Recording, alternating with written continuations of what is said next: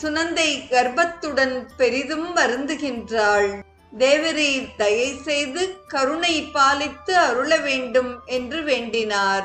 பிரம்மராதரின் விசித்திர ஸ்துதிகளால் மகிழ்வுற்ற ஸ்ரீமன் நாராயணர் அவரது வேண்டுகோளுக்கு இணங்கி வேத ஸ்வரூபமாகிய கருடன் மீது ஏறிக்கொண்டு பிரம்மராதருடன் அவரது ஆசிரமத்தை நோக்கி புறப்பட்டார்.